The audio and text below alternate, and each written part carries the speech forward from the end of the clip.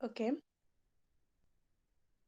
এর আগে আমরা হাইওয়ের ২ টো চ্যাপ্টার কমপ্লিট করে ফেলেছি।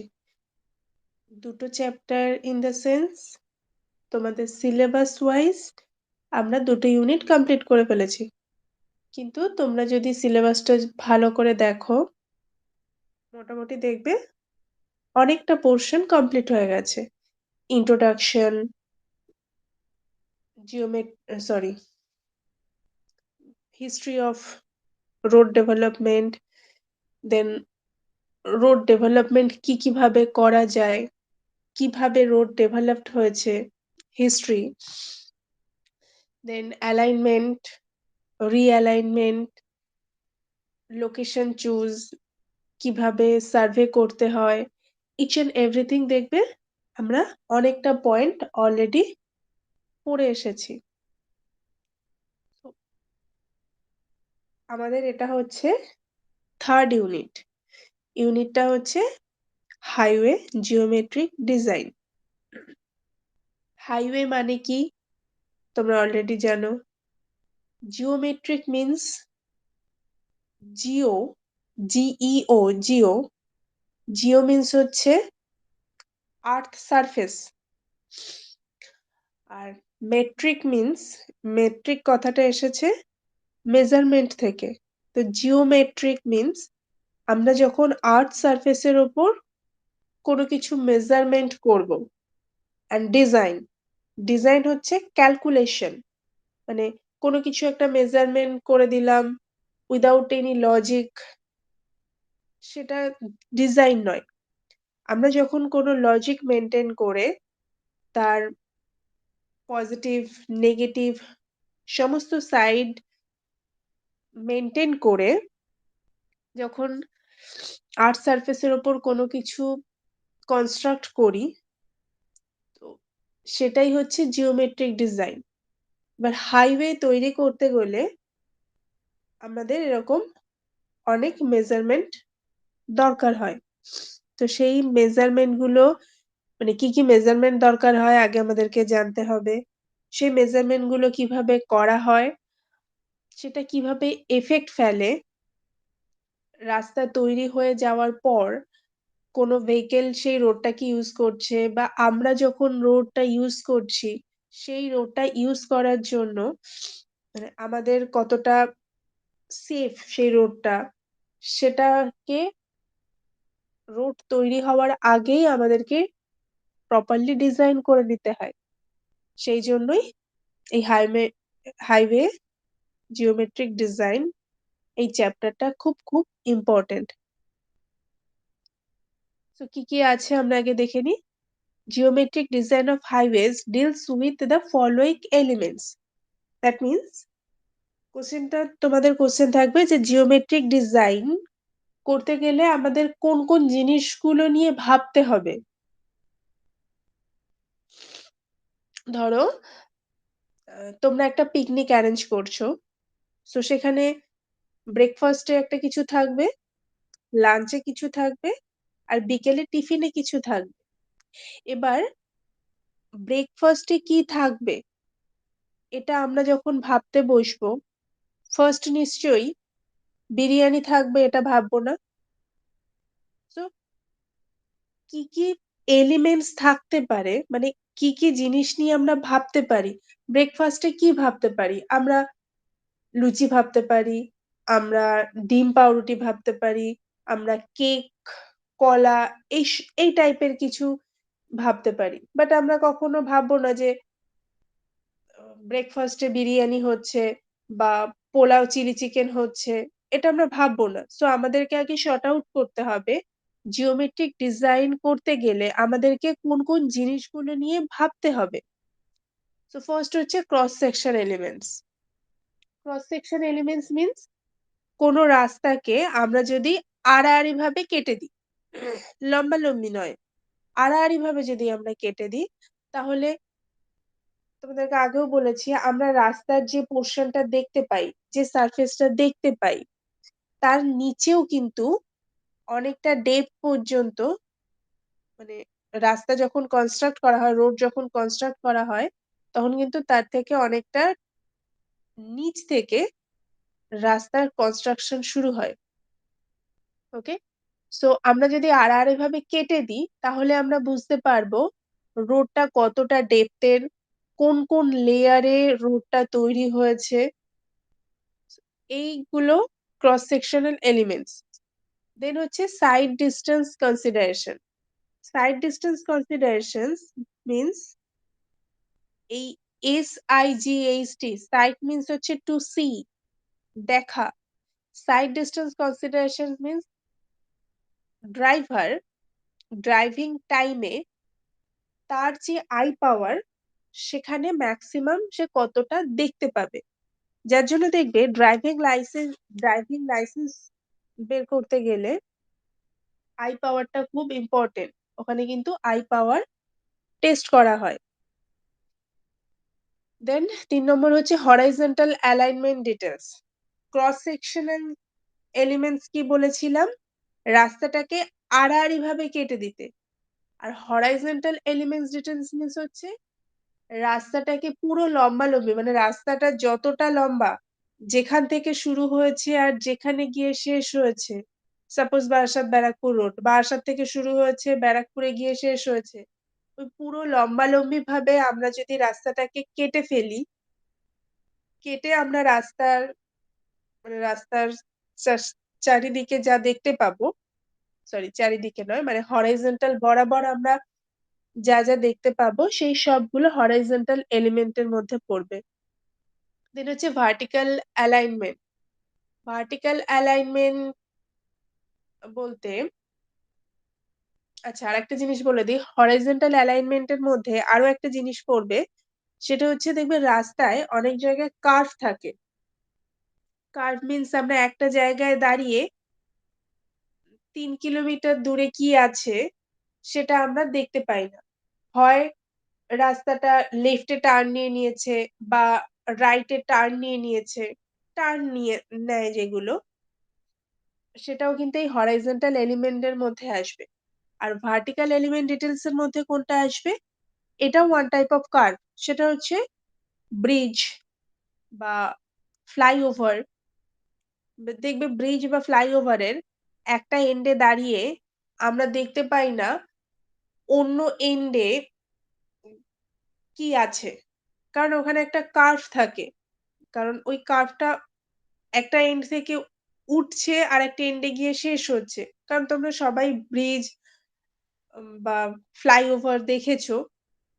সো এই যে কার্ভটা মানে ওয়াই অ্যাক্সিস এর রেসপেক্টে যে কার্ভটা হয় সেটা হচ্ছে ভার্টিক্যাল কার্ভ।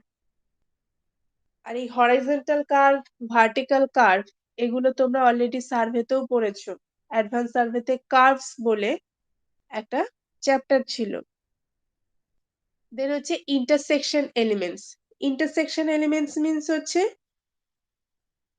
যেকোনো পোরশনে এই যে বারাসাত থেকে ব্যারাকপুর এত লম্বা যে রোড, আমার যেকোনো পোরশনে যদি মনে হয় যে আমি এই পোরশনটা পার্টিকুলার এই পোরশনটা আমি চেক করব, সেটাও আমি করতে পারি। ইন্টারসেকশন এলিমেন্টস হচ্ছে ইন্টারসেক্ট করে। দেখবে অনেক সময় রাস্তা যেমন বারাসাত ব্যারাকপুর রোডটাকে কল্যাণী হাইওয়ে, কল্যাণী এক্সপ্রেসওয়ে যেটা, সেটা দেখবে ইন্টারসেক্ট করেছে ওয়্যারলেস মোড়ে। ঠিক আছে? এইরকম ওটা জাস্ট দুটো রাস্তা ইন্টারসেক্ট করেছে। এরকম আরো প্রচুর রাস্তা আছে ধরো দুটো তিনটে ইন্টারসেক্ট করেছে। আমরা যদি দক্ষিণেশ্বরে যাই তাহলে দেখতে পাবো মানে ফ্লাইওভার গুলো একটার ওপর থেকে আরেকটা ফ্লাইওভার, আরেকটা থেকে আরেকটার উপর থেকে আরেকটা ফ্লাইওভার এরকম চলে গেছে। ঠিক আছে? তোমরা নেট সার্চ করলেও দেখতে পাবে প্রচুর এরকম ফ্লাইওভার আছে। তো সেগুলো কিন্তু সবই ইন্টারসেকশন এলিমেন্টস এর মধ্যে পড়ছে। তো যতগুলো ফ্লাইওভার থাকবে সেটা সেটা যে হরাইজন্টালিও কাট করতে পারে যেমন ওয়্যারলেস মোড়ে দুটো রোড হরাইজন্টালি কাট করেছে। আবার ভার্টিক্যালিও কাট করতে পারে। ভার্টিক্যালি কিভাবে কাট করবে? ফ্লাইওভার। একটা ফ্লাইওভারের উপর আরেকটা ফ্লাইওভার, তার উপরে আরেকটা ফ্লাইওভার এরকম যদি থাকে এটাও কিন্তু one type of intersection. Okay? So next হচ্ছে ডিজাইন কন্ট্রোল অ্যান্ড ক্রাইটেরিয়া। আমরা যে ডিজাইন করব, কি কি জিনিস নিয়ে ডিজাইন করব সেটা তো আমরা দেখলাম। টোটাল ৫ টা জিনিস নিয়ে আমাদেরকে ভাবতে হবে। আমরা যখন জিওমেট্রিক ডিজাইন করতে বসবো তখন আমাদেরকে এই ৫ টা জিনিস নিয়ে ভাবতে হবে। এবার এই ৫ টা জিনিসের মধ্যে কোন জিনিসগুলো মেইন ফ্যাক্টর সেগুলো আমাদেরকে জানতে হবে। সো সেগুলো জেনে নিই। ফার্স্ট হচ্ছে design speed. Design speed means হচ্ছে ভেহিকল কোন স্পিডে চলবে। দেখবে স্ট্রেইট রাস্তায় আমরা যে স্পিডে গাড়ি চালাতে পারি, যেখানে টার্নিং থাকে আমরা কি সেই জায়গাটাতে সেম স্পিডে গাড়ি চালাতে পারি? পারি না। অনেকে চালাতে চায়, দেখবে bike accident, maximum bike accident দেখবে যেখানে কার্ভ থাকে, যেখানে টার্ন নিতে হয়, সেখানেই অ্যাক্সিডেন্ট গুলো হয়। দ্যাট মিনস কি ডিজাইন স্পিড কার্ভের ওখানে গিয়ে ডিজাইন স্পিড একটু কম থাকে। দেখবে রাস্তায় সাইনবোর্ড থাকে যে 40 kilometre per hour, 60 kilometre per hour, 20 kilometre per hour.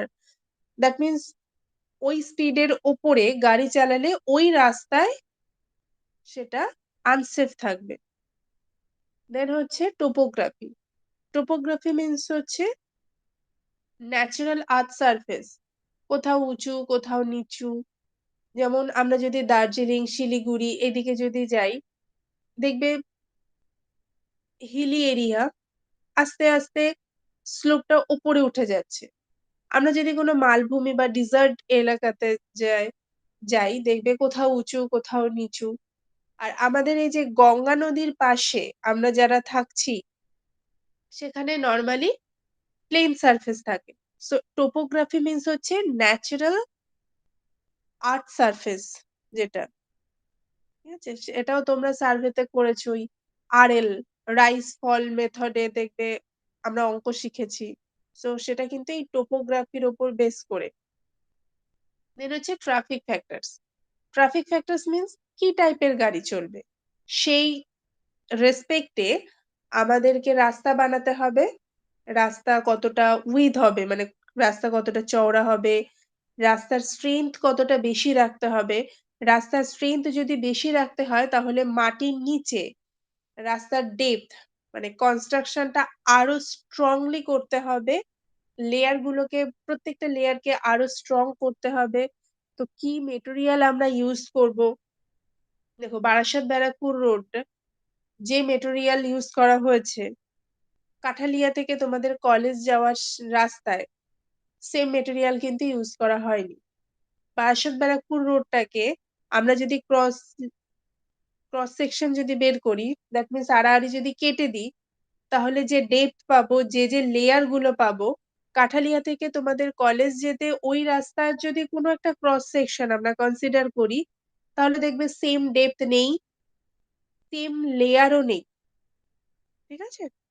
So কি টাইপের গাড়ি চলবে সেটার উপরে ডিপেন্ড করে রোড আমরা কিভাবে কনস্ট্রাক্ট করব। দেন হচ্ছে design hourly volume and capacity. ঘন্টায় কতগুলো গাড়ি চলবে বা রাস্তায় এট আ টাইম ম্যাক্সিমাম কতগুলো গাড়ি চলতে পারবে, এই সমস্ত কিছু আমাদেরকে আগে থেকে সার্ভে করে নিতে হবে। এই যে ম্যাক্সিমাম যে ক্যাপাসিটি যেটা বলা হচ্ছে, এই ক্যাপাসিটিটা এমন তো নয় যে এমন কোনো রাস্তা নেই যেখান থেকে শুধু বাসই চলে বা এমন কোনো রাস্তা নেই যেখান থেকে শুধু অটো চলে বা এমন কোনো রাস্তা নেই যে যেখান থেকে শুধু সাইকেল চলবে। এরকম কোনো রাস্তা আমরা পাবো না। মিক্সড ট্রাফিক থাকে। মিক্সড ট্রাফিক মিনস বাসও যেমন থাকবে, অটোও থাকবে, ১৪ চাকার লরিও থাকবে, আবার টোটোও থাকবে। তো এই সমস্ত কিছু মিলিয়ে 1 আওয়ারে ম্যাক্সিমাম কতগুলো গাড়ি পাস করবে সেটা একটা আলাদা সার্ভে করতে হবে। আর কোনো কারণে যদি জ্যাম হয়ে যায়, এই যে ক্যাপাসিটি ব্যাপারটা আমরা কখন ভালো বুঝতে পারি বলতো? যখন জ্যাম হয়ে যায়। কলকাতায় দেখবে সিগন্যালে যখন গাড়িগুলো দাঁড়িয়ে যায়, তখন দেখবে গাড়িগুলো এমনভাবে দাঁড়ায় দুটো গাড়ির মাঝখান থেকে একটা মানুষও পাস করতে পারবে না। দ্যাট মিনস গাড়িগুলো ঠিক ওইভাবেই সেট করে দাঁড় করানো হয়। দ্যাট মিনস ওখানে যদি এবার উল্টোপাল্টা দাঁড়ানো হয়, তাহলে কি হবে? রোডের ক্যাপাসিটি কমে যাবে।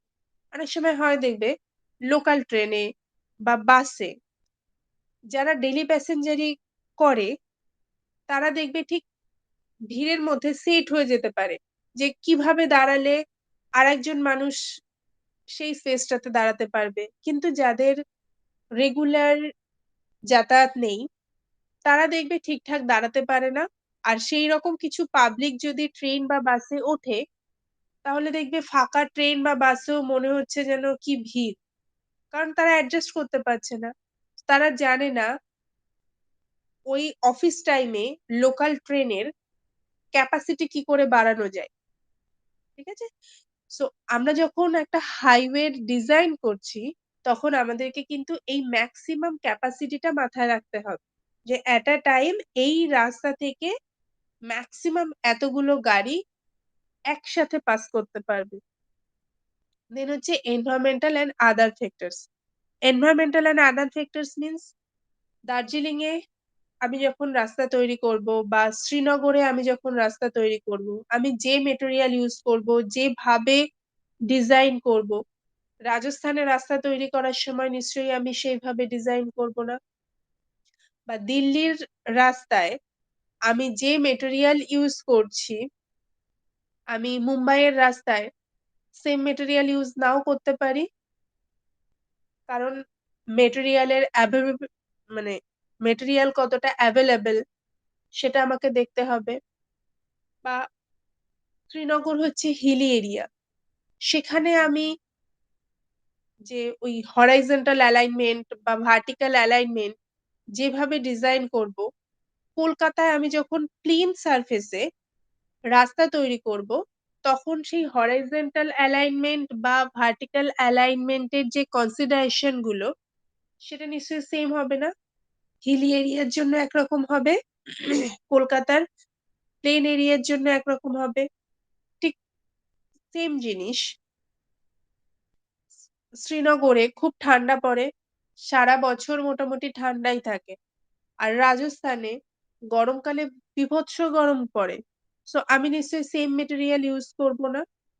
দ্যাট মিনস এনভায়রনমেন্ট বা সার্কামটেন্সেস এর ওপর বেস করে আমাদের কিন্তু এই design control and criteria change হয়। So next, classification of terrain. এই টেরিন কথাটা কেন আসলো? দেখো আমি একটু আগেই জাস্ট বললাম শ্রীনগর হিলি এরিয়া, দার্জিলিং হিলি এরিয়া, কলকাতা কিন্তু হিলি এরিয়া নয়। তাহলে এই যে হিলি এরিয়া, আমরা কিসের রেসপেক্টে বলছি যে কলকাতা প্লেন মানে কলকাতা সারফেস প্লেন আর জম্মু কাশ্মীর হিলি এরিয়া, কিসের রেসপেক্টে বলছি? বলছি আমরা, দেখো এখানে ফার্স্ট যে টেবিলটা তোমরা দেখতে পাচ্ছ সেটা দেখো, টেরিন ক্লাসিফিকেশন আছে, 4 রকমের টেরিন আছে। ফার্স্ট এটা হচ্ছে প্লেন, দেন রোলিং, দেন মাউন্টেনিয়াস, দেন স্টিপ। টেরিন হচ্ছে ন্যাচারাল গ্রাউন্ড স্লোপ। টেরিন হচ্ছে ন্যাচারাল গ্রাউন্ড স্লোপ। দেখবে আমরা যখন সার্ভেতে আরএল করেছিলাম, আরএল কোথা থেকে মানে কিসের রেসপেক্টে আরএল মেজার করা হয়? করাচির মিন সি লেভেলের রেসপেক্টে। করাচির মিন সি লেভেল থেকে যে জায়গা যতটা উঁচুতে তার আরএল সেটা হয়। এটা নিশ্চয়ই মনে পড়ছে সবার। এই টেরিনটাও ঠিক সেই রকম ভাবেই মেজার করা হয়, কিন্তু করাচির মিন সি লেভেল থেকে নয়। সমুদ্রের অত নিচ থেকে আমরা রাস্তার স্লোপ ঠিক করব না। সো আমরা একটা র্যান্ডম ডেটাম লাইন নিয়ে নিলাম, যেটা 0 ডিগ্রি আমরা ধরে নিলাম। আমি তোমাদের গ্রুপে একটা ড্রয়িং শেয়ার করে দেব, সেই ড্রয়িংটা দেখলে তোমরা বুঝতে পারবে যে টেরিন জিনিসটা কিসের রেসপেক্টে আমরা মানে এই যে ক্রস স্লোপ পার্সেন্টেজ যেটা দেয়া আছে সেটা আমরা কিসের রেসপেক্টে মেজার করছি। আমি গ্রুপে ছবিটা দিয়ে দেব। তো প্লেন টেরিন আমরা কাকে বলি? যখন natural ground slope 0 degree to 10 sorry মানে যে স্লোপটা সেটা 0% টু 10% এর মধ্যে থাকে। আর 10 to 25% হলে সেটা রোলিং, 25 to 60% হলে সেটা মাউন্টেনিয়াস, আর অ্যাবাভ 60% হলে সেটা হচ্ছে স্টিপ। স্টিপ মিন্স হচ্ছে আহ, খাড়াই আমরা যেটাকে বলি। মানে দেখবে পাহাড়ি অঞ্চলে পুরো স্ট্রেট নেমে গেছে। মানে ওখান থেকে কেউ আমরা উঠতে পারবো না নরমালি। মানে কোনো স্লোপ নেই। অলমোস্ট ওটা 90 ডিগ্রির কাছাকাছি চলে গেছে। সেটাকে বলা হয় স্টিপ। ঠিক আছে? খাদ আমরা যেটাকে বলি। তো ওই ছবিটা আমি যখন শেয়ার করব তখন তোমরা বুঝতে পারবে এই 10%, 10 to 25%, 25 to 60% and above 60% কিসের রেসপেক্টে মেজার করা হয়েছে। ওকে? এবার দেখো আমরা যখন প্লেন এরিয়াতে রাস্তা করব তখন আমাদের ডিজাইন স্পিড যা থাকবে, আমরা যখন হিলি এরিয়াতে রাস্তা তৈরি করতে যাব ডিজাইন স্পিড কি সেম থাকতে পারে? মানে তোমরা যারা জম্মু কাশ্মীর ঘুরতে গেছো, শ্রীনগর ঘুরতে গেছো বা অতদূর যেতে হবে না। যদি কেউ দার্জিলিং এ ঘুরতে গিয়ে থাকো, দেখবে ওই স্লোপ ওয়াইজ যখন গাড়ি আস্তে আস্তে ওপরে ওঠে, দেখবে ডাইরেক্ট কিন্তু সোজা উঠে যায় না। পাহাড় কেটে গোল গোল গোল গোল ঘুরে ঘুরে ঘুরে ঘুরে ঘুরে ঘুরে ওপরে ওঠে। আর গাড়ি কিন্তু খুব আস্তে আস্তে চলে।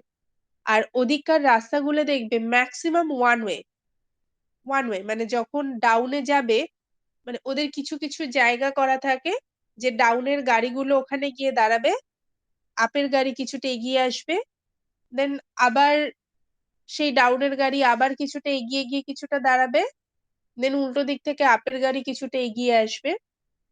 এরকম ভাবে দেখবে হিলি এরিয়াতে গাড়ি আস্তে আস্তে চালানো হয় আর ওয়ান ওয়ে দিয়ে পাস করানো হয়।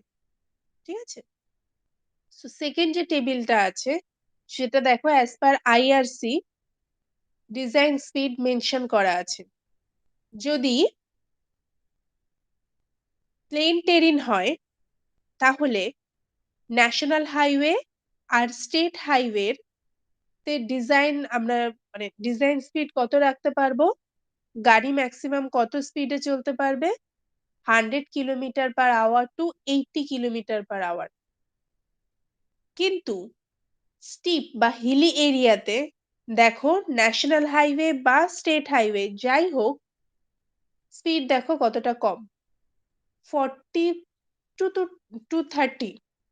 মানে যেটা প্লেন সারফেসে প্লেন এরিয়াতে যে গাড়ি ম্যাক্সিমাম 100 কিলোমিটার পার আওয়ারে চলতে পারবে সেই গাড়ি যদি স্টিপ এরিয়াতে চলে যায় তাহলে সে ম্যাক্সিমাম 40 কিলোমিটার পার আওয়ারে চলতে পারবে। এটা হচ্ছে ন্যাশনাল হাইওয়ে অ্যান্ড স্টেট হাইওয়ের জন্য।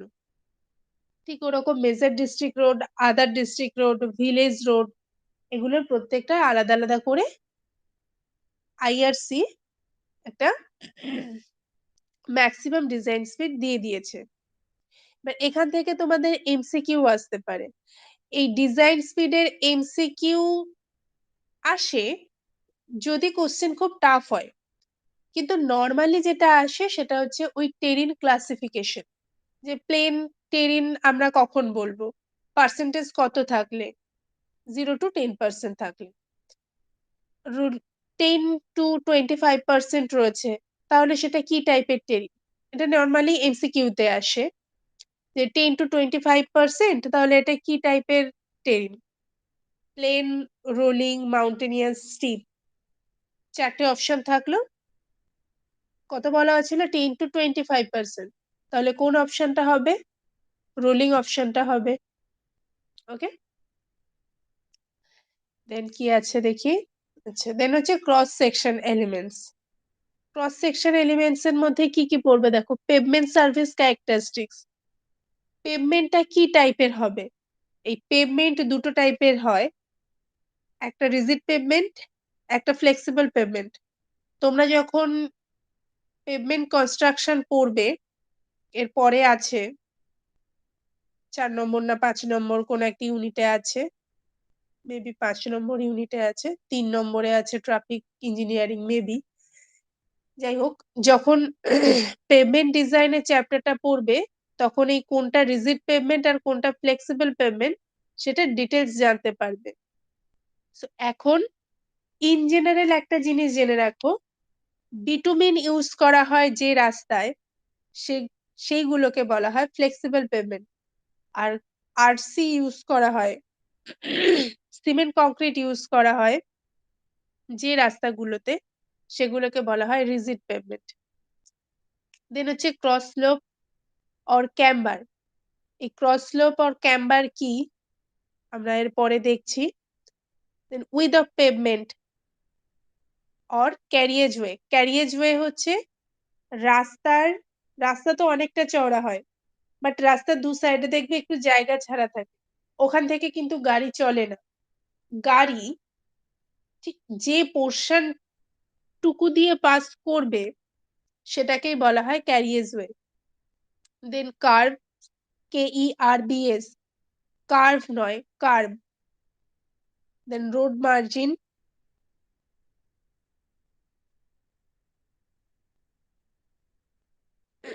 দেন right of way. Right of way means এই রোড কনস্ট্রাকশন সব তো পিডব্লিউডির আন্ডারে, আর এটা সেন্ট্রাল গভর্নমেন্টের কাজ। আমরা একদম ইন্ট্রোডাকশন যখন করেছিলাম একদম ফার্স্টেই আমরা জেনে এসেছি যে গভর্নমেন্ট অফ মানে কান্ট্রির গভর্নমেন্টের রেসপন্সিবিলিটি রোড ডেভেলপমেন্ট করাটা। সো রাস্তার পাশেও দেখবে এক্সট্রা অনেকটা জায়গা কিনে রাখা হয়, সেটা রেল লাইন হোক বা হাইওয়ে হোক। এই পুরো এরিয়াটাকে বলা হয় রাইট অফ ওয়ে, মানে যতটা এরিয়ার ওপর গভর্নমেন্টের কি বলবো অধিকার থাকে। ঠিক আছে, তো এক এক করে আমরা দেখে নিই। ফার্স্ট হচ্ছে ক্যাম্বার। ক্যাম্বারটাকে আরো একটা নামে চিনি, সেটা হচ্ছে ক্রস স্লোপ। কি দেখো এই ক্যাম্বারটা কি? It is the slope provided to the road surface in the transverse direction to drain of the rain water from the road surface. এই যে ফার্স্ট যে পয়েন্টটা তোমরা দেখতে পাচ্ছ, এটা এমসিকিউ তে আসে একটা কমন কোশ্চেন, যে ক্রস স্লোপ বা ক্যাম্বার আমরা কেন ইউজ করি? রেন ওয়াটার যাতে রাস্তায় না থাকতে পারে, যাতে ড্রেন আউট হয়ে যেতে পারে, তার জন্য দেখবে সারফেসটা একটু স্লোপ করা থাকে, ওটাকেই বলা হয় ক্যাম্বার বা ক্রস স্লোপ। আর কি কাজে দেয়? To prevent the entry of surface water into the subgrade soil through pavement.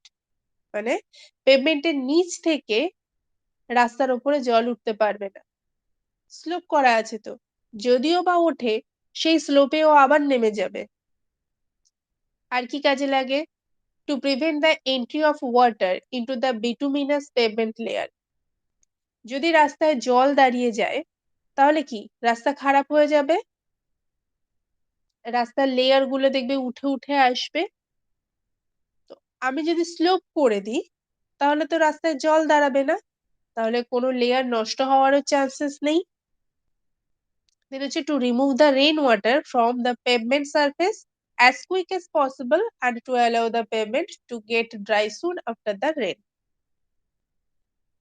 And it is expressed as a percentage or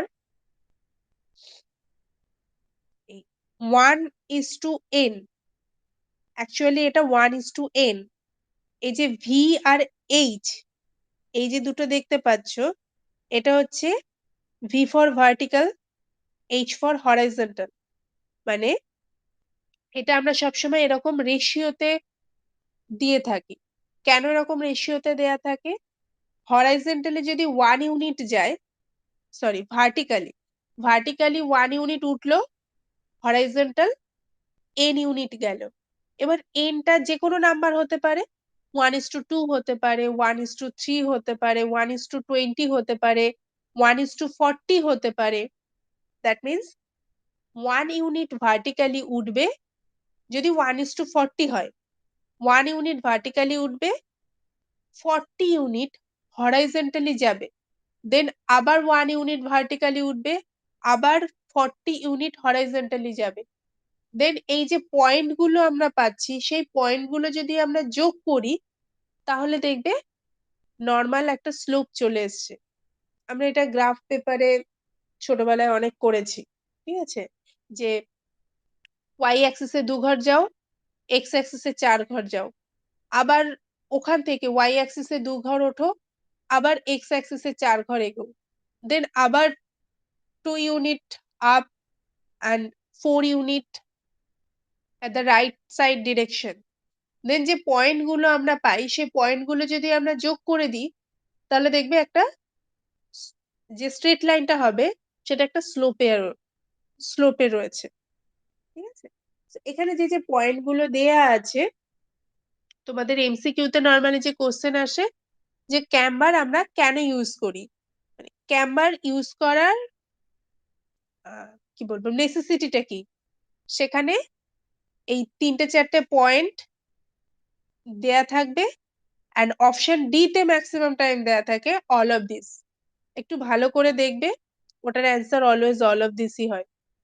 এবার ম্যাডাম বলে দিয়েছেন অ্যান্সার অল অফ দিস হয়, তার মানে এটা নয় যে অন্য কোনো পয়েন্ট দেয়া আছে তারপরেও তোমরা অল অফ দিস লিখে দিয়ে আসলে।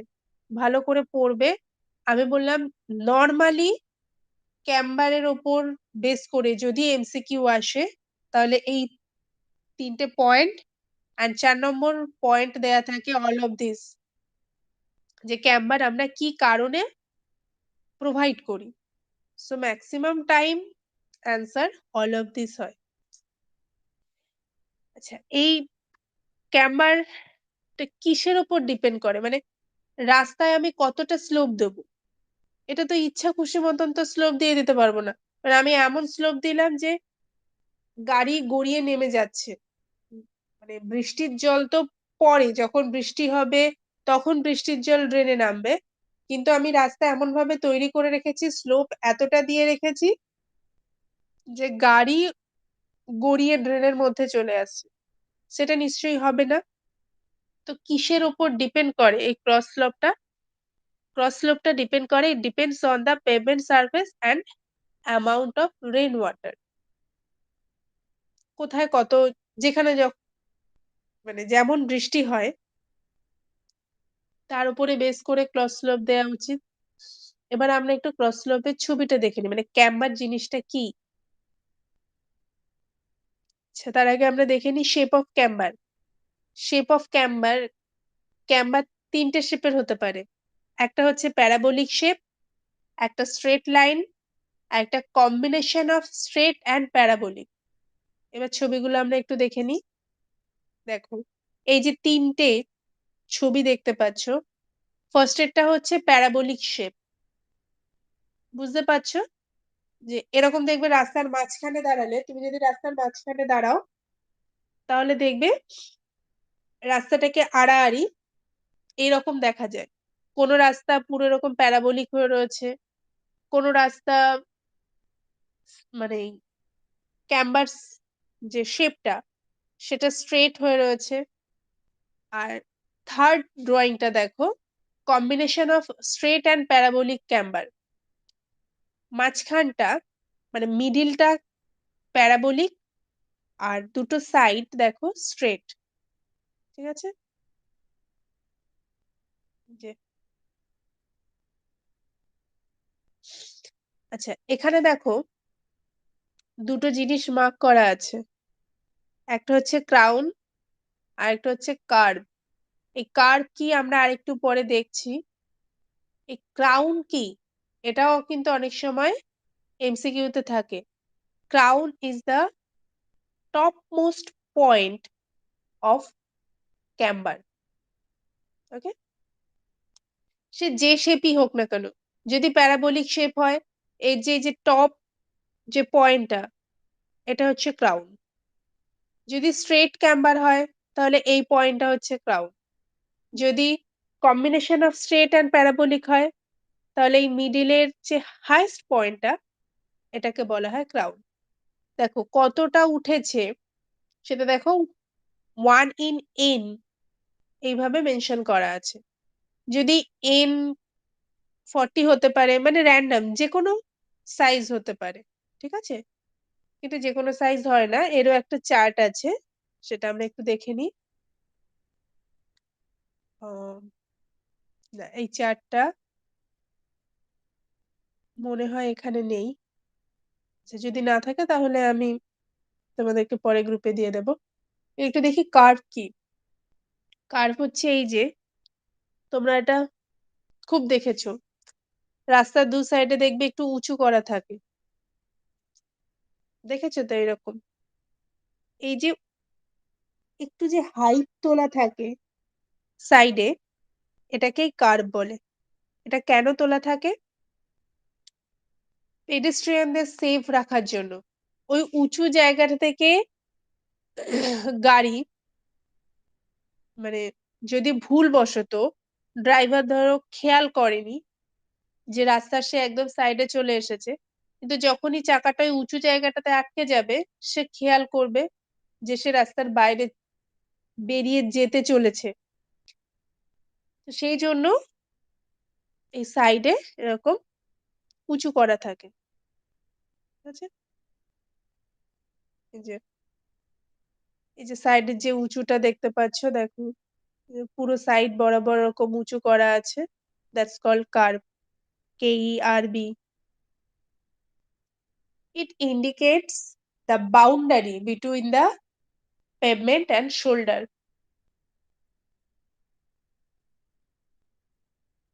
শোল্ডারটা কি?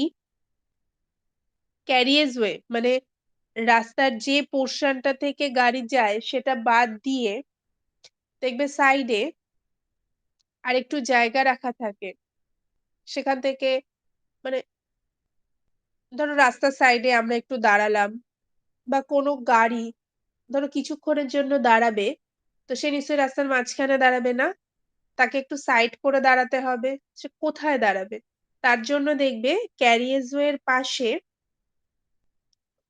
আরেকটু পোর্শন বাড়িয়ে রাখা থাকে। কলকাতার রাস্তায় আমরা যেটাকে বলি ফুটপাত, ওটাই কিন্তু অ্যাকচুয়ালি শোল্ডার। এবার শোল্ডারটাকে আমরা ফুটপাত হিসাবে ইউটিলাইজ করি, যে পায়ে হাঁটা পেডিস্ট্রিয়ান যারা থাকবে তারা এই ফুটপাত ধরে যাবে, ওটাই রোডের অ্যাকচুয়ালি শোল্ডার। আমাদের বডিতে আমরা যখন কোনো লোড ক্যারি করি, আমাদের মেন লোড মানে ব্যালেন্স করে কে বলতো? শোল্ডার। তো রোডের ক্ষেত্রেও ঠিক তাই। কলকাতার রাস্তায় যেটাকে আমরা শোল্ডার বা ফুটপাত বলি, যদিও কলকাতার রাস্তায় গেলে তার অস্তিত্বই আমরা দেখতে পাই না।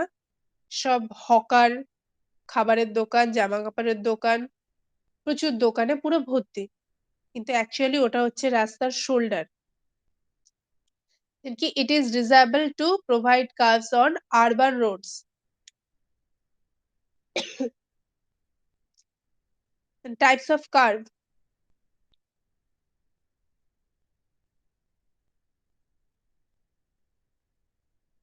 কি কি টাইপের কার্ভ হয় দেখো, লো অর মাউন্টেবল টাইপ কার্ভ, এর প্রত্যেকটা ছবি নেক্সট স্লাইডে আছে। Semi variable type curve, barrier type curve, semi merged curve, sorry type curve, এর প্রত্যেকটা ছবি দেখে নি। দেখো, আচ্ছা আমি একটা ভুল উচ্চারণ করলাম, সাবমার্জ টাইপ কার্ভ। দেখে নাও ছবিগুলো, ছবিগুলো তোমরা এঁকে নেবে খাতায়, ঠিক আছে? মাউন্টেবল মানে যে উঁচু পোরশনটা হয়ে রয়েছে সেটা যদি এরকম গোল হয়ে থাকে তাহলে সেটা হচ্ছে মাউন্টেবল শেপ। যদি এরকম স্ট্রেইট হয়ে একটুখানি কাট করা থাকে সেটা হচ্ছে সেমি বেরিয়ার টাইপ। আর যদি পুরোটাই স্লোপে থাকে তাহলে সেটা বেরিয়ার টাইপ। এটা একটুখানি কাট করা আছে তাই সেমি। আর যদি নিচের দিকে থাকে, ইনভিজিবল থাকে, আমরা যদি উপর থেকে দেখতে না পাই তাহলে সেটা হয়ে যায় submerged carriageway. Sorry, submerged curve. Okay? Next কি আছে? Carriageway or width of pavement. এরকম রোড আমরা দেখেছি সিঙ্গেল ওয়ে মানে একটাই লেন আছে দেখো। এটা হচ্ছে সিঙ্গেল ক্যারিয়েজওয়ে। আর একটা হয় কি ডাবল ক্যারিয়েজওয়ে। এই যে এই যে সিঙ্গেল ক্যারিয়েজওয়ে এখানে দেখো দুটো ডিরেকশনে গাড়ি যেতে পারবে। মানে দুটো লেন আছে। ঠিক আছে? আর এখানে দেখো সরি এখানে একটা লেন আছে টু ওয়ে বা ওয়ান ওয়েও হতে পারে। যে শুধু একদিকেই গাড়ি যাবে। বা এমনও হতে পারে এদিক থেকে গাড়ি যাচ্ছে, এদিক থেকে গাড়ি আসছে। তাহলে এটা হচ্ছে ওয়ান লেন টু ওয়ে। আর এটা হচ্ছে টু লেন দুটো লেন ফোর ওয়ে। ওকে? এটা ফোর ওয়ে হতে পারে আবার টু ওয়েও কিন্তু হতে পারে। যে এই লেনটা দিয়ে শুধু গাড়ি যাবে আর এই লেনটা দিয়ে শুধু গাড়ি আসবে। ঠিক আছে? দেখো এর পাশে এই ছবিটাতে দেখো এটা ড্রেন। এর পাশে দেখো এই যে হোয়াইট লাইনটা করা আছে এই হোয়াইট লাইন থেকে এই লাইন পর্যন্ত এটা হচ্ছে ক্যারিয়েজওয়ে। আর এই যে হোয়াইট লাইনের পরে যে পোর্শনটা আছে দ্যাটস কল্ড শোল্ডার।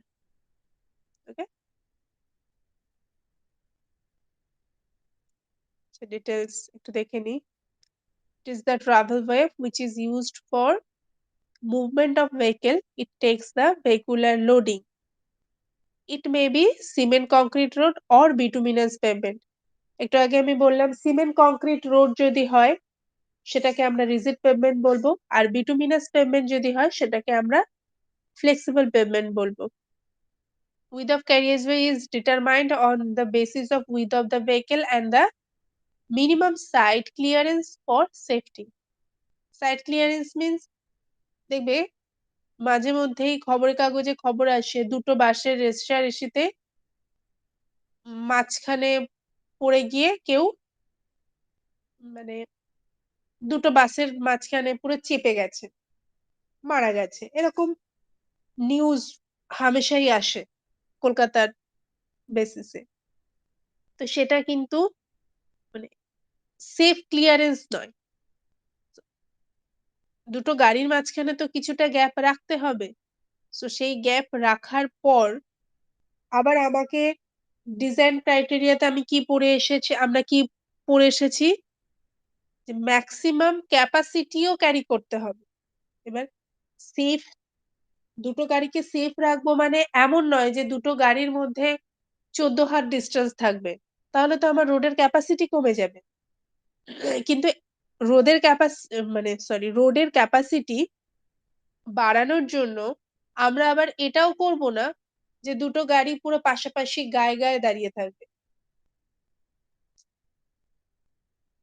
হচ্ছে lateral placement of vehicles single lane pavement. যে এই ছবিগুলো কিন্তু আসে।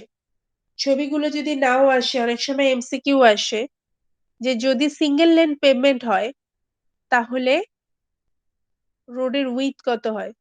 দেখো কত হয় 3.75 মিটার। আর as per IRC as per Indian Road Congress একটা ভেহিকেলের ম্যাক্সিমাম উইথ কত হয় 2.4 মিটার। যেটা অ্যাকচুয়ালি হয় 2.44 মিটার। দেন টু লেন পেভমেন্ট দেখো ভেহিকেলের উইথ কিন্তু সেম আছে 2.5 মিটার। টু লেন এটা সিঙ্গেল লেন ছিল মানে একটাই একটাই গাড়ি পাস করতে পারবে। আর 2 লেন যখনই হয়ে গেছে দেখো সিঙ্গেল লেনে কত ছিল? With 3.75 metre. ডাবল লেনে কত হয়ে গেছে? With 7 metre. ক্লিয়ারেন্স কত থাকতে হয়? যদি সিঙ্গেল লেন হয় তাহলে গাড়ির সাইডে ক্লিয়ারেন্স থাকতে হয় 0.625 মিটার। আর যদি 2 লেন পেভমেন্ট হয় তাহলে সাইডে ক্লিয়ারেন্স থাকতে হয় 0.5 মিটার। আর দুটো গাড়ির মিডিলে ক্লিয়ারেন্স থাকতে হয় 1 মিটার। মানে আমি তো রাস্তায় দেখি না কখনো 1 মিটার ক্লিয়ারেন্স। দেখবে অটোতে বসে থাকলে মনে হয় বাসের চাকা অটোর মধ্যে ঢুকে যাচ্ছে। এরকম একটা ব্যাপার। বা অটোগুলোও এমনভাবে গিয়ে দাঁড়ায় যে বাসের নিচ দিয়েই মনে হয় ওরা পাস হয়ে যাবে। সো এই এমসিকিউ গুলোতে মানে এমসিকিউ গুলোতে কিন্তু এই কোয়েশ্চেন গুলো আসে যে single lane Singh sorry single line payment হলে সিঙ্গেল লেন পেমেন্ট হলে তার রাস্তার উইডথ কত হবে? 2 লেন পেমেন্ট হলে রোডের উইডথ কত হবে? এই যে তার একটা চার্ট করে দিয়েছি। এটা নোট ডাউন করে নেবে। সিঙ্গেল লেন হলে উইডথ অফ ক্যারিয়েজওয়ে হবে 3.75 metre. 2 lane without raised kerb, কোনো কার্ভ থাকবে না, তাহলে হবে 7 মিটার। 2 লেন উইথ কার্ভ তাহলে হবে 7.5 মিটার। ইন্টারমিডিয়েট ক্যারিয়েজওয়ে এটা হবে 5.5 মিটার। আর মাল্টি লেন পেভমেন্ট হচ্ছে ২ টো ৩ টে কলকাতার রাস্তায় যেমন থাকে অনেকগুলো পরপর একসাথে রয়েছে। এটা দিল্লি, মুম্বাই মানে যেকোনো বড় টাউনে আমরা যখন যাবো, কোনো বড় ক্যাপিটালে যখন আমরা যাবো, তখন আমরা এই মাল্টি লেন পেভমেন্ট দেখতে পাই। পরপর অনেকগুলো লেন রয়েছে। তখন প্রত্যেকটা লেনের উইডথ হয় 3.5 মিটার পার লেন। যদি 7 লেন যদি হয় তাহলে টোটাল পেমেন্ট উইডথ কত হবে? সরি পেমেন্ট না, ক্যারিয়েজ উইডথ টোটাল কত হবে? 3.5 মিটার পার লেন বলেছে। তাহলে কত হবে? 3.5 মিটার ইনটু 7, কারণ 7 লেন বলেছি। তাহলে টোটাল ক্যারিয়েজ উইডথ হবে 3.5 মিটার ইনটু 7। দেন হচ্ছে ট্রাফিক সেপারেটর। ট্রাফিক সেপারেটর এর কি কাজ দেখো? It is to prevent head-to collision between the vehicles moving in opposite direction. মানে বারাসাত ব্যারাকপুরের কথা ভাবো। মাঝে মধ্যেই বারাসাত থেকে ব্যারাকপুরের দিকে যাওয়ার গাড়িকে দাঁড়িয়ে পড়তে হয়। কারণ ব্যারাকপুর থেকে বারাসাতের দিকে আসা গাড়ি উল্টো দিকের লেনে ঢুকে গেছে। কারণ কি? মাঝখানে কোনো সেপারেশন নেই। সে ইচ্ছা খুশি মতন মানে লেফট সাইড, রাইট সাইড যেকোনো দিকে চলে যেতে পারছে।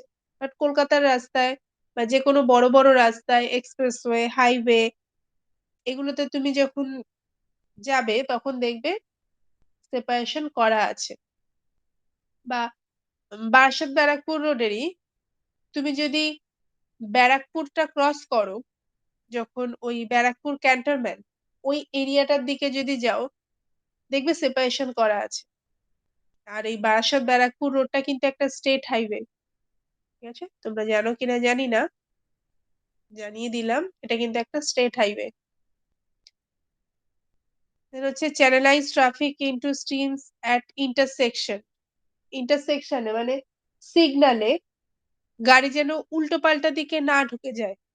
একটা প্রপার চ্যানেলাইজ করে দেওয়া। যে তুমি এদিক থেকে এসেছো, তোমাকে এদিক থেকেই বেরোতে হবে। তুমি ওইদিক থেকে আসছো মিন্স তোমাকে ওইদিক থেকেই বেরোতে হবে। দেখবে আমাদের নরমাল রাস্তার এই সেপারেশন মানে ইন্টারসেকশনের যে এগুলোতে থাকে দেখবে অরেঞ্জ কালারের একটা ওয়ান টাইপ অফ প্লাস্টিকের জিনিস দিয়ে রাখা হয়। ১ম ১ সপ্তাহ দেখবে সেগুলো সব দাঁড়িয়ে রয়েছে। তারপরে আস্তে দেখবে সব শুয়ে পড়েছে। কারণ তার উপর থেকে গাড়ি অলরেডি চলছে। মানে আমাদের সেপারেশন এর কোনো ব্যাপারই নেই।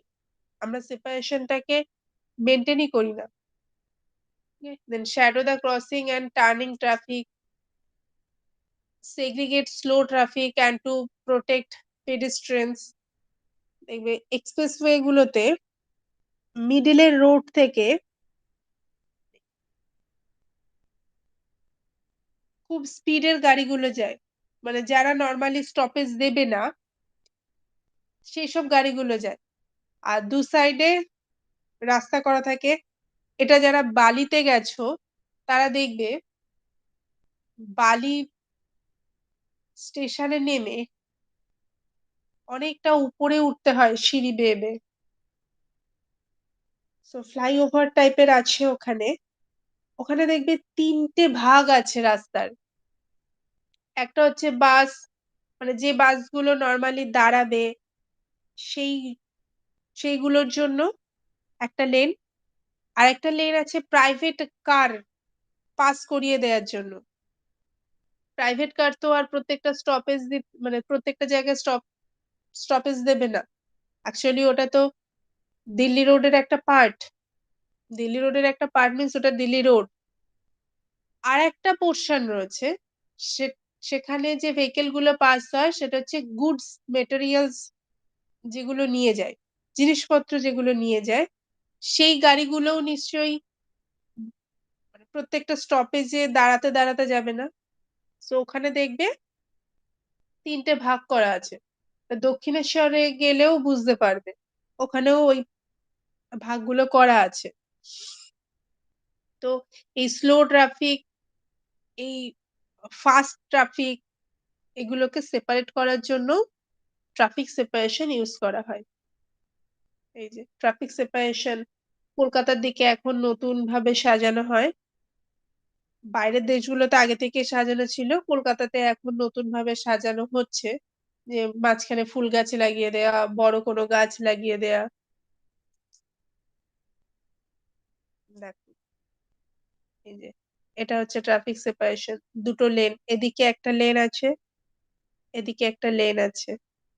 এটা দেখো এই যে মাঝখানে কোনো গাছ টাছ কিছুই লাগানো নেই, কিন্তু কতটা গ্যাপিং। এটা একটা লেন, এটা একটা লেন। ওকে, এই যে গ্যাপিংটা, এখানে এই যে গ্যাপিংটা, এগুলোকেই বলা হয় ট্রাফিক সেপারেটর। দেন হচ্ছে সাইট ডিস্টেন্স। সাইট ডিস্টেন্স কি সেটা তো জাস্ট নর্মালি বলেছে, SIGHT, সাইট মিনস হচ্ছে দেখা। এই সাইট ডিস্টেন্স এর অনেকগুলো ভাগ রয়েছে। ফুল ফর্ম গুলোও মনে রাখবে, শর্ট ফর্ম গুলোও মনে রাখবে। আর জিওমেট্রিক ডিজাইন এমন একটা চ্যাপ্টার যেখানে 60% নিউমেরিক্যাল, তারপর প্রুভ, এরকম সব আছে। আর 40% হচ্ছে থিওরি। আর এই সাইড ডিস্টেন্স, এই পোর্শনটা থেকে ম্যাথ শুরু। এই সাইড ডিস্টেন্স থেকে যে নিউমেরিক্যাল প্রবলেম শুরু হবে। এবার এই পুরো চ্যাপ্টারটায় যত এগোবে, যত ফর্মুলা পাবে, তত বেশি নিউমেরিক্যাল সলভ করতে হবে। তো SSD হচ্ছে স্টপিং সাইড ডিস্টেন্স। গাড়ি দাঁড়ানোর আগে দেখবে একটা গাড়ি হঠাৎ করে দাঁড়িয়ে পড়ে, আবার হঠাৎ করে দাঁড়িয়ে পড়ছে, মানে আমরা বুঝতে পারছি যে আরে গাড়িটা হঠাৎ করে কেন থেমে গেল। ঠিক আছে, মানে সাডেনলি ড্রাইভার দেখলো যে না, তাকে এক্ষুনি গাড়ি থামাতে হবে। বা ধরো বাসের স্টপেজ আসছে, কেউ নামবে, ড্রাইভার জানে আমাকে আরেকটু দূরে গিয়ে থামতে হবে, তো সে আস্তে আস্তে ব্রেক অ্যাপ্লাই করবে। এবার ব্রেক অ্যাপ্লাই করার সাথে সাথেই কি গাড়ি থেমে যায়? থামে না। ব্রেক অ্যাপ্লাই করবে ড্রাইভার, ব্রেক অ্যাপ্লাই করার পরেও দেখবে গাড়ি আরো কিছুটা এগিয়ে যাচ্ছে। সো ব্রেক অ্যাপ্লাই করার পর থেকে গাড়ি যখন গিয়ে পুরোপুরি থেমে যাবে, এই যে পুরো ডিস্টেন্সটা, এটা হচ্ছে স্টপিং ডিস্টেন্স। ওকে, দেন হচ্ছে safe overtaking side distance, OSD। আমরা কোনো গাড়িকে যদি ওভারটেক করতে যাই, আমাদেরকে অনেকগুলো জিনিস মাথায় রাখতে হয়। যে আমি যে গাড়িটাকে ওভারটেক করব, তার থেকে আমার গাড়ির স্পিড বাড়াতে হবে।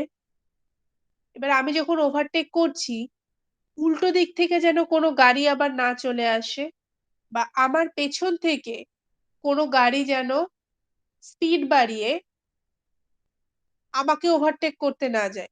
তাহলে কি হয়ে যাবে? কলিশন হয়ে যাবে। বা তুমি যে গাড়িটাকে ওভারটেক করতে চাইছো, তার স্পিড কম ছিল, তুমি ওভারটেক করতে চাইছো, দেন হঠাৎ করে দেখলে সে গাড়ির স্পিড বেড়ে গেছে। তুমি কিন্তু ওভারটেক করতে পারবে না। একটা অ্যাক্সিডেন্ট হয়ে যাওয়ার টেনডেন্সি থাকবে। মানে চান্স থাকবে। তো ওভারটেক করার আগে আমাদেরকে ভালোভাবে দেখে নিতে হয়। উল্টো দিক থেকে কোনো গাড়ি আসছে কিনা বা আমি যে গাড়িটাকে ওভারটেক করব সেই গাড়ির স্পিড কেমন? আমার পেছন থেকে কোনো গাড়ি আসছে কিনা? তো এই সমস্ত কিছু দেখে নিয়ে মানে পুরো ওভারটেক করব, এই যে করা স্টার্ট করছি থেকে একদম ওভারটেক করে আমি আবার আমার নরমাল স্পিডে চলছি। এই পুরো ডিসট্যান্সটাকে বলা হয় সেফ ওভারটেকিং সাইড ডিসট্যান্স। দেন হচ্ছে ইন্টারমিডিয়েট সাইড ডিসট্যান্স।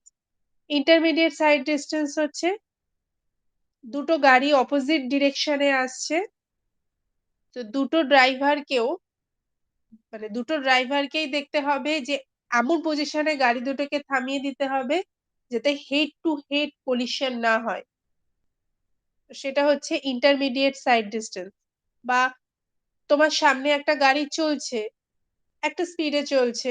তুমি তোমার গাড়িটাকে একটা স্পিডে চালাচ্ছ। তোমার সামনের গাড়িটা হঠাৎ করে থেমে গেল। তো তোমাকেও থামতে হবে। এবার তুমি নিশ্চয়ই তার ঘাড়ের উপরে গিয়ে থামবে না। বা অনেক সময় দেখবে তুমি থেমেছো, তোমার পেছনের গাড়ি এসে তোমার গাড়িতে একটা ধাক্কা দিয়ে দিল। তখন আমরা কি বলি? "আরে ভাই দেখে চালাও, দেখে চালাতে পারো না? গাড়িটা ধাক্কা দিলে কেন?" দ্যাট মিনস এই যে ইন্টারমিডিয়েট যে ডিসট্যান্স টা থাকা উচিত ছিল, সেটা ড্রাইভার রাখেনি। সো আইএসডি হচ্ছে ইন্টারমিডিয়েট সাইড ডিসট্যান্স। দেন হচ্ছে হেডলাইট সাইড ডিসট্যান্স। এই হেডলাইট সাইড ডিসট্যান্স কখন আসবে? রাত্রিবেলা। রাত্রিবেলা আমরা মানে গাড়ি ড্রাইভারের ড্রাইভার তো কোনো সুপারম্যান নয় যে সে আলো ছাড়াই দেখতে পাবে। গাড়ির হেডলাইট ম্যাক্সিমাম যতটা যাবে, ড্রাইভারও ম্যাক্সিমাম ততটাই দেখতে পাবে। একটা বাসের হেডলাইট যতটা যাবে, দেখবে ট্রেনের স্পিড যেহেতু খুব বেশি, তাই ট্রেনের স্টপিং সাইড ডিসটেন্স বেশি লাগবে। কারণ ড্রাইভার 80 কিলোমিটার পার আওয়ারে ট্রেন চালাচ্ছে। মানে আমি লোকাল ট্রেনের কথা বলছি। 80 কিলোমিটার পার আওয়ারে ট্রেন চালাচ্ছে। আর একটা বাস রাস্তায় চলে 40 থেকে 45 কিলোমিটার পার আওয়ার। তাহলে যার স্পিড বেশি থাকবে তার দাঁড়াতে বেশি ডিস্টেন্স লাগবে, তাই তো? 80 কিলোমিটার পার আওয়ারে যে ট্রেন চলছে, তার লোকো পাইলট যদি ব্রেক এপ্লাই করে, তার স্পিডই তো ছিল 80। তাহলে ব্রেক এপ্লাই করার পরেও তো সে বেশি ডিস্টেন্স ক্রস করবে। আর যে বাসের স্পিড ছিল 40 কিলোমিটার পার আওয়ার, তার ড্রাইভার যদি ব্রেক এপ্লাই করে, তাহলে তার থামতে কম টাইম লাগবে। তাহলে গাড়ির স্পিডের উপর বেস করে কিন্তু স্টপিং সাইড ডিসটেন্স মেজার করা হয়। ওকে? দেন হচ্ছে safe side distance for entering into uncontrolled intersection. দেখবে ইন্টারসেকশন গুলোতে কলকাতার দিকে যদি যাও, প্রত্যেকটা ইন্টারসেকশনে সিগন্যাল রয়েছে। 60 সেকেন্ড, 30 সেকেন্ড, 20 সেকেন্ড এরকম সিগন্যালিং সিস্টেম থাকে। অনেক জায়গায় অনেক ইন্টারসেকশন রয়েছে দেখবে আনকন্ট্রোলড। সেখানে কোনো ট্রাফিক পুলিশ থাকে না, সেখানে কোনো সিগন্যাল থাকে না। যে যার মতন যেদিক থেকে আসছে, যেদিক থেকে ইচ্ছা টার্ন নিচ্ছে। তো সেই টার্ন নেয়ার সময়ও কিন্তু আমাদেরকে দেখে নিতে হয় যে উল্টো দিক থেকে কোনো গাড়ি আসছে না তো? বা আমি যে টার্নটা নিতে চাইছি, আমার ক্রসে অন্য কোনো গাড়ি টার্ন নিতে চাইছে না তো? তাহলে একটা হেড টু হেড কলিশনের চান্সেস আছে। সো আনকন্ট্রোলড ইন্টারসেকশন গুলোতে এন্ট্রি নেয়ার সময় আমাদেরকে দেখে নিতে হয়। তো সাইড ডিসট্যান্স এই কটা হলো ১, ২, ৩, ৪, ৫ এই ৫ রকমের সাইড ডিসট্যান্স। তার মধ্যে সবথেকে বেশি ম্যাথ আসে এসএসডি থেকে, স্টপিং সাইড ডিসট্যান্স থেকে। আচ্ছা, এগুলোর আবার প্রত্যেকটার আলাদা করে নাম আছে, একটু দেখে নিও। স্টপিং সাইড ডিসট্যান্স বা absolute minimum sight distance, OSD, safe overtaking sight distance বা passing sight distance.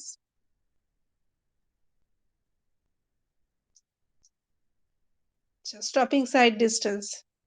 The minimum side distance available on a highway at any spot should be of efficient length to stop a vehicle traveling at designed speed safely without collision with any other obstruction.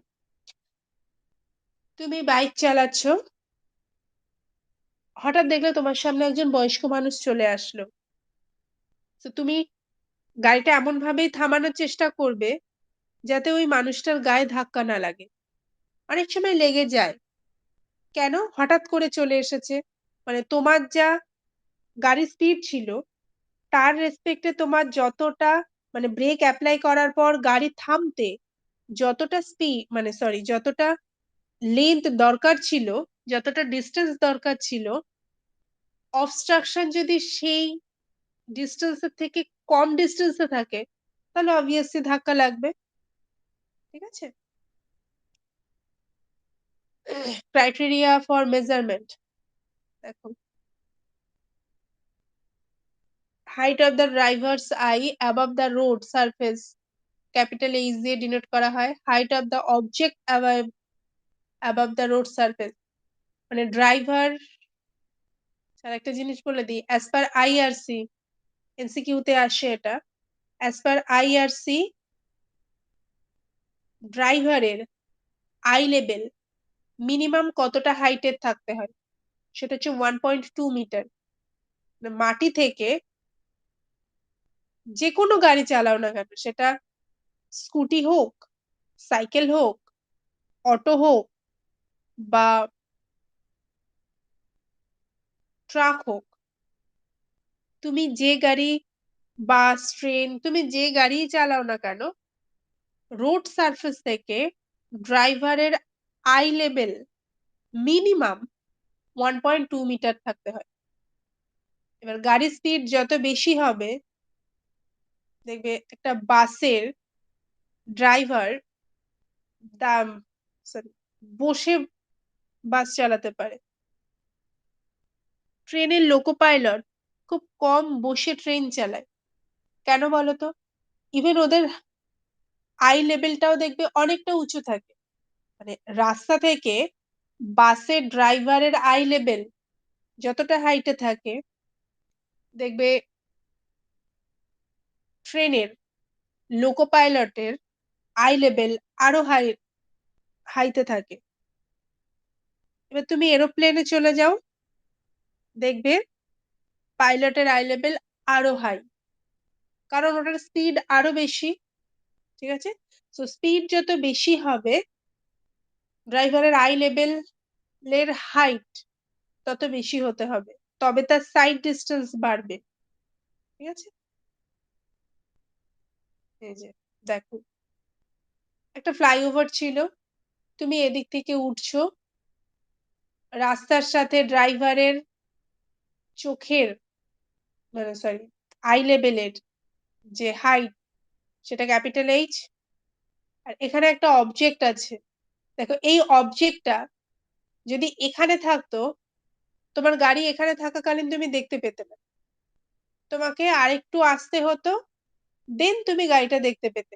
কারণ ড্রাইভারের দেখো, ড্রাইভারের visual পাওয়ার সবসময় straight হয়। ড্রাইভারের visual পাওয়ার কিন্তু এরকম ফ্লাইওভারের সাথে এরকম কার্ভ হয়ে যাবে না।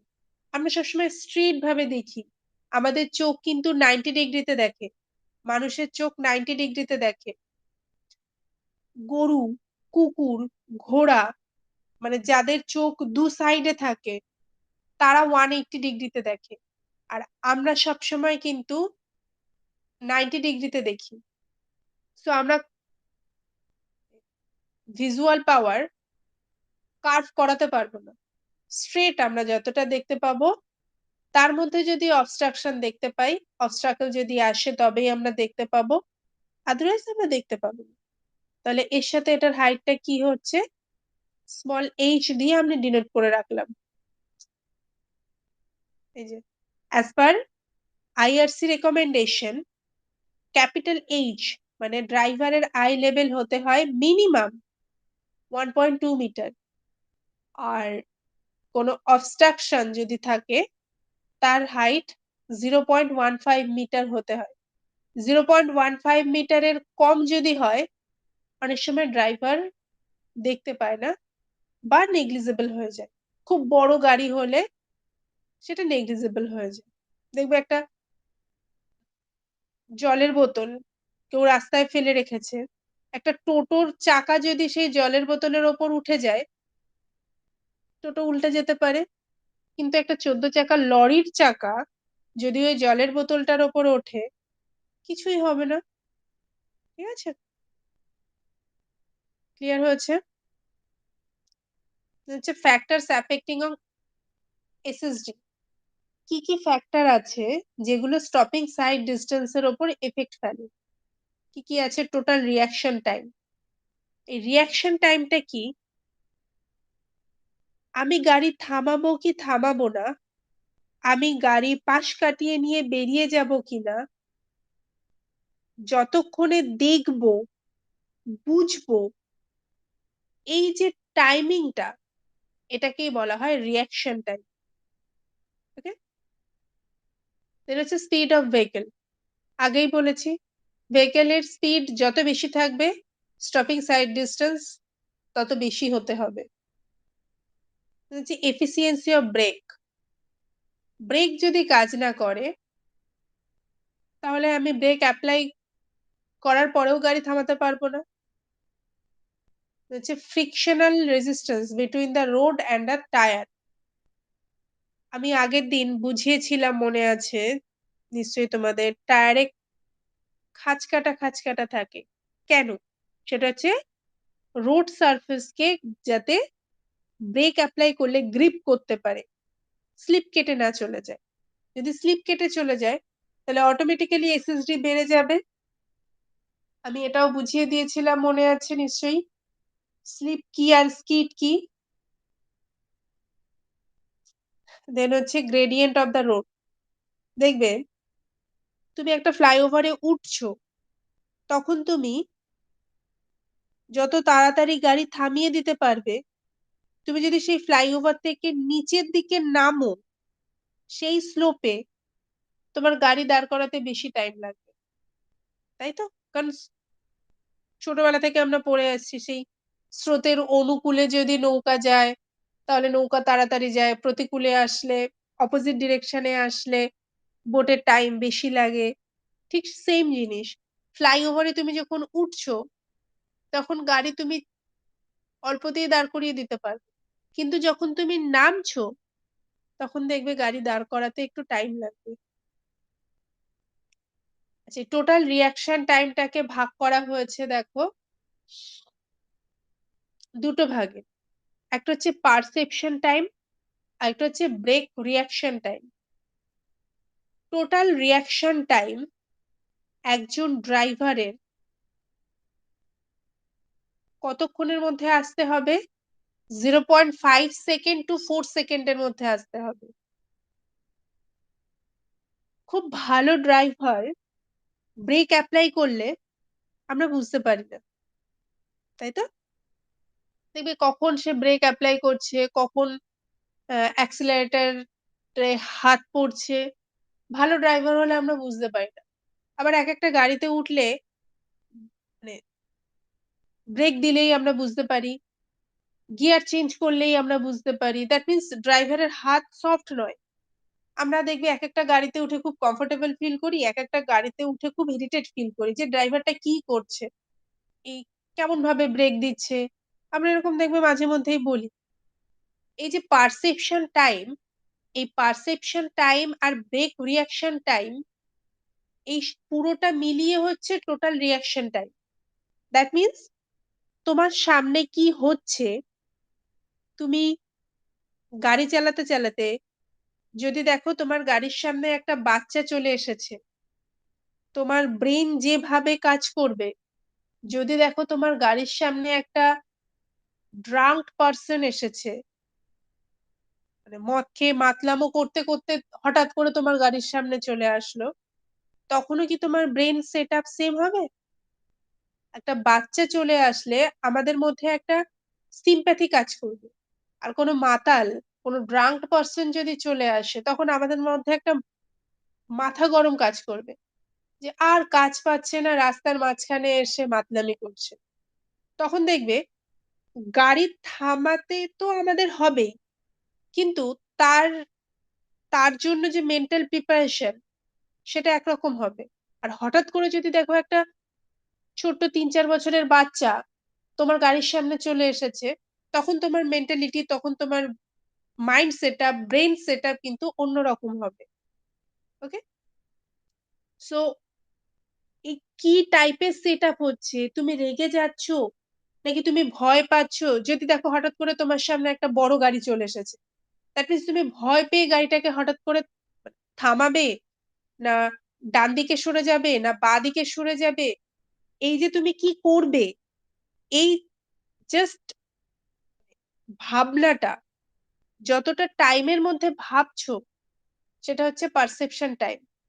আর যেটা তুমি ভাবছো, যদি তোমার মনে হয় যে গাড়ি দাঁড় করিয়ে দিতে হবে, দেন তুমি সাথে সাথে ব্রেক অ্যাপ্লাই করবে।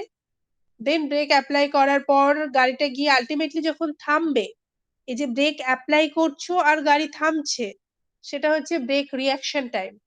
আর এই তুমি কি করবে, গাড়ি থামাবে, নাকি তুমি ক্রস করে চলে যাবে, নাকি তুমি স্পিড বাড়িয়ে দেবে, নাকি তুমি স্পিড কমিয়ে দেবে, থামালে না, বাট স্পিডটা কমিয়ে দিলে, এই পুরো ব্যাপারটা হচ্ছে টোটাল রিয়াকশন টাইম। আর এই পুরো জিনিসটা করতে হবে ম্যাক্সিমাম কত টাইমের মধ্যে? Just 4 second.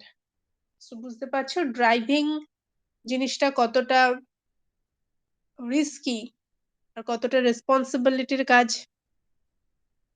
ওকে, দেন একটা খুব ইম্পর্টেন্ট জিনিস, যেটা পরীক্ষাতে খুব আসে, নোট আসে, PIV theory. What is PIV theory, সেটা আমরা একটু জেনে নিই। এই ছবিটা তোমরা ড্র করে ফেলো, ঠিক আছে? এই ছবিটা ড্র করে ফেলবে।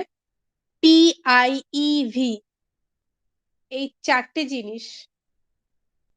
পি ফর পারসেপশন, তুমি কি দেখছো, গাড়ি চালাতে চালাতে তুমি কি দেখছো?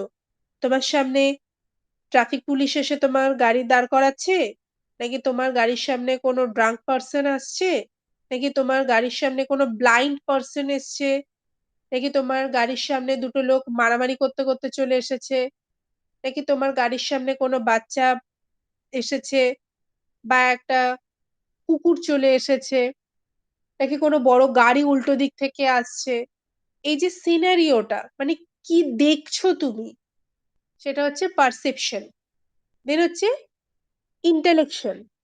দেখো এটা হচ্ছে রিফ্লেক্স টাইম, দেখতে পাচ্ছ? রিফ্লেক্স টাইম মিন্স হচ্ছে তুমি যে টাইমটা থেকে জিনিসটা দেখছো, দেন এটা হচ্ছে তোমার ব্রেন, তুমি দেখছো জিনিসটা, নার্ভ, মানে এটা হচ্ছে স্পাইনাল কর্ড, নার্ভের থ্রু দিয়ে ব্রেনে চলে গেল। যে আমরা যা দেখি, যা শুনি, আগে কোথায় যায়? ব্রেনকে পাঠাই, দেন ব্রেন আমাদেরকে ইনস্ট্রাকশন দেয় আমাদেরকে কি করতে হবে। তো আমি কোনো একটা জিনিস, দেখো আমি কিন্তু চলছিলাম রাস্তা থেকে, এইভাবে আসছিলাম, দেন হঠাৎ করে এই পোর্শনে এসে আমি একটা জিনিস দেখলাম, আমি কোথায় পাঠিয়ে দিলাম জিনিসটাকে? নার্ভের থ্রু দিয়ে ব্রেনে পাঠিয়ে দিলাম। দেন হচ্ছে ইন্টেলেকশন, কি হচ্ছে জিনিসটা, ঠিক আছে, কেন হচ্ছে, সেটা ব্রেন ডিসাইড করবে। দেন হচ্ছে ইমোশন, যদি কোনো ড্রাঙ্ক পার্সন চলে আসে, ব্রেন বলবে দূর বাবা মাতলামি করছে, মানে খুব রুড ড্রাইভার যদি হয়, সে বলবে ধুর মাতলামি করছে, গাড়ি থামানোর দরকার নেই, একদম সাইড থেকে পাশ কাটিয়ে চলে যাও, ধাক্কা লাগলে লাগবে। এরকম অনেক ড্রাইভার আছে। আবার অনেক ড্রাইভার আছে হয়তো মুখে প্রচুর স্ল্যাং ইউজ করলো, যে হ্যাঁ মদ খেয়ে মাতলামি করছে, কিন্তু গাড়ি দাঁড় করিয়ে দিল। ঠিক আছে? দ্যাট মিনস হচ্ছে ইমোশন, মানে তুমি রেগে যাচ্ছ নাকি তোমার আনন্দ হচ্ছে। ধরো তুমি বাইক নিয়ে যাচ্ছিলে, হঠাৎ করে দেখলে তোমার ক্লাস 4 এর এক বন্ধুর সাথে হঠাৎ দেখা হয়ে গেল। আমরা তখন গাড়িটা ভয় পেয়ে থামাবো? তা নিশ্চয়ই নয়। খুব আনন্দের সঙ্গে, মানে আমাদের ব্রেন তখন কি বোঝাবে যে আরে তো ছোটবেলার বন্ধু, সো তোকে এবার গাড়িটা থামাতে হবে। That means emotion. সো এই ইন্টেলেকশন, পারসেপশন, তুমি যেটা দেখেছিলে ব্রেনে পাঠালে, দেন ব্রেন সেটা জাজ করলো। ইন্টেলেকশন, ব্রেন জাজ করে বুঝলো যে এটা কি। ধরো রাত্রিবেলা তুমি আর তোমার বন্ধু কোনো একটা টাইমে, ধরো 5-6 বছর আগে রাত্রিবেলা তুমি আর তোমার বন্ধু একটা গাড়িতে করে ফিরছিলে, 3-4 জন লোক তোমাদের গাড়িটা দাঁড় করিয়ে তোমাদের ঘড়ি, পার্স, সোনা দানা যেখানে যা ছিল সব নিয়ে নিয়েছে। তোমাদের একটা কি ভয়ের ইমোশন, মানে একটা ভয় ব্রেনে সেভ হয়ে গেছে। এবার 5-6 বছর পর তোমরা 6-7 জন বন্ধু মিলে অন্য কোনো জায়গা থেকে রাত্রিবেলা ফিরছো। দেন 2 জন পার্সন, তাদের খুব দরকার, তারা হয়তো লিফট চাইবে বলে তোমাদের গাড়িটা থামাতে বলছে। তখন তোমাদের মাথায় কোন জিনিসটা কাজ করবে বলতো? এই যে ইমোশন, এই PIEV এর এর যে ফর ইমোশন, কোন জিনিসটা কাজ করবে বলতো? ভাই গাড়ি দাঁড় করাস না, মনে আছে আগের বার কি হয়েছিল। দ্যাট মিনস কি ভয় কাজ করবে। তো তুমি পারসেপশন পাঠালে, ব্রেনকে পাঠালে যে 2 জন আমাদের গাড়িটাকে দাঁড় দাঁড় করাতে চাইছে। ইন্টেলেকশন, ব্রেন ভাবলো জিনিসটা যে 2 জন কি কারণে দাঁড় করাতে চাইছে। হতে পারে তাদের কোনো দরকার, বা তারা ভয় দেখিয়ে আমাদের কাছ থেকে সবকিছু নিয়ে নিতে চায়। যদি আমাদের পুরনো কোনো এক্সপেরিয়েন্স থাকে সব নিয়ে নেয়ার, তাহলে তো ভয় কাজ করবেই। আদারওয়াইজ যদি এক্সপেরিয়েন্স নাও থাকে, ব্রেন কিন্তু আমাদের এই অপশনটাও দেবে যে এত রাত্রে অচেনা মানুষ দুটোর জন্য গাড়ি দাঁড় করাবি, দরকার নেই। That means emotion. Then brain যেটা ঠিক করবে সেটা আবার তোমাকে জানিয়ে দেবে, নার্ভের থ্রু দিয়েই জানাবে।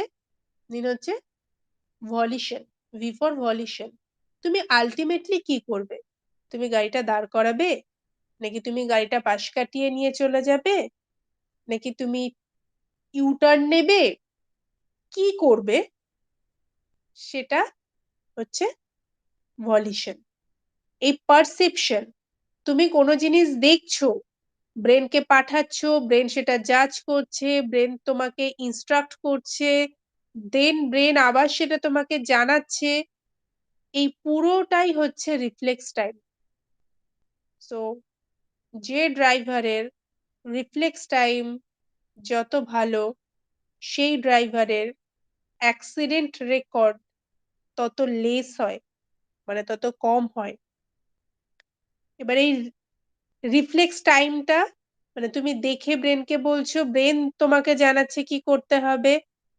যদি গাড়ি থামানোর থাকে, তাহলে তুমি এই ভিটা যখন তোমার কাছে আসলো, তুমি যখন ডিসাইড করলে তুমি কি করবে, তখন তুমি ব্রেক অ্যাপ্লাই করবে। ব্রেক অ্যাপ্লাই করার পর গাড়ি আরো কিছুটা ডিস্টেন্স এগিয়ে যাবে, কারণ ব্রেক অ্যাপ্লাই করার সাথে সাথে থেমে যাবে না। এটা রিমোট কন্ট্রোল কার নয়। তো রিমোট কন্ট্রোল কারও কিন্তু অফ করে দিলে সাথে সাথে থামে না, আর একটু এগিয়ে যায়। তো যতটা এগিয়ে যাবে, এই ব্রেক অ্যাপ্লাই করার পর থেকে সেই ততটা ডিস্টেন্সটা হচ্ছে brake distance. Okay, okay, next হচ্ছে analysis of stopping distance. Stopping distance আমরা কি করে মেজার করব? দেখো স্টপিং ডিস্টেন্স হচ্ছে lag distance plus braking distance. দেখো আস্তে আস্তে কিন্তু নিউমেরিক্যালের মধ্যে ঢুকে গেছো। Okay, stopping distance equals to lag distance plus braking distance. Lag distance কোনটা? ওই reflection time.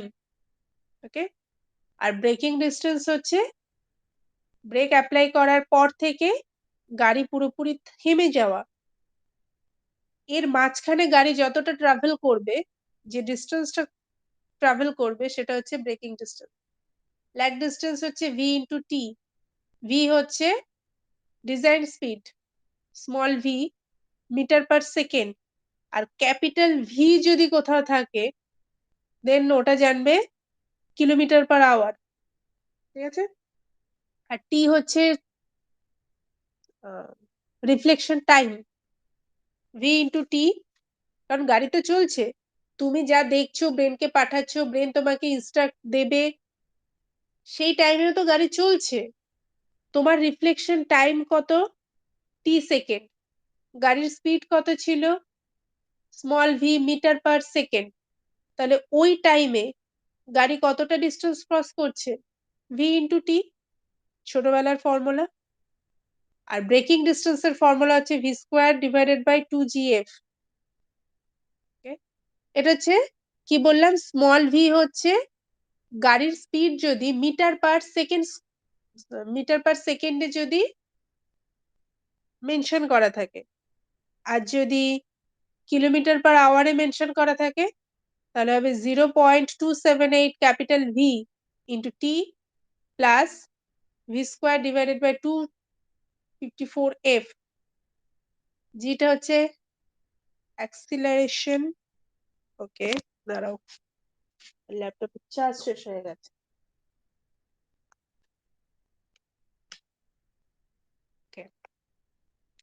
Small V equal to, এটাও কিন্তু অনেক সময় এমসিকিউ তে আসে, small V metre per second, ওটাকে আমরা যদি কিলোমিটার পার আওয়ারে কনভার্ট করি তাহলে কত হবে?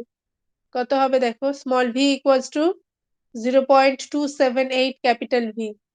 কি করে হয় সেটা বাড়িতে করবে, মিটার পার সেকেন্ড কে কিলোমিটার পার আওয়ারে কনভার্ট করবে, দেখবে 0.278 আসবে। এসডিআর স্লোপ, দেখো এটা হচ্ছে প্লেন সারফেস, যখন কোনো স্লোপ থাকবে না। আর যদি স্লোপে থাকে, ধরো ফ্লাইওভারে উঠছো বা ফ্লাইওভার থেকে নামছো, তখন কি হবে, এফ প্লাস, এখানে যেমন 2g ইন্টু এফ ছিল, সেখানে F plus minus 0.01 N. N হচ্ছে স্লোপ, কতটা স্লোপে আছে, ক্যাপিটাল ভি দিয়ে যদি ডিনোট করি তাহলে এটা দাঁড়াবে। এবার প্লাস মাইনাস কেন? যদি উঠি আমরা, অ্যাসেন্ডিং গ্রেডিয়েন্ট যদি থাকে, মানে আস্তে আস্তে উঠছি, তখন আমাদের স্পিড কম থাকে না বেশি থাকে? কম থাকে। তাহলে তখন কি হবে, প্লাস হবে না মাইনাস হবে? মাইনাস হবে।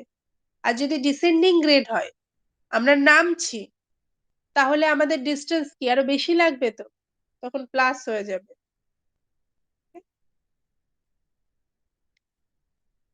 তো আপাতত এই স্টপিং সাইড ডিস্টেন্সের ফর্মুলা পর্যন্ত থাক। আমরা নেক্সট ডেতে ম্যাথ করব। ওকে, আশা করি তোমরা সবাই বুঝতে পেরেছো। আর টেরিন ক্লাসিফিকেশনের একটা ড্রয়িং আমি দেব বলেছি, সেটা আমি গ্রুপে দিয়ে দেব। ঠিক আছে, ওকে।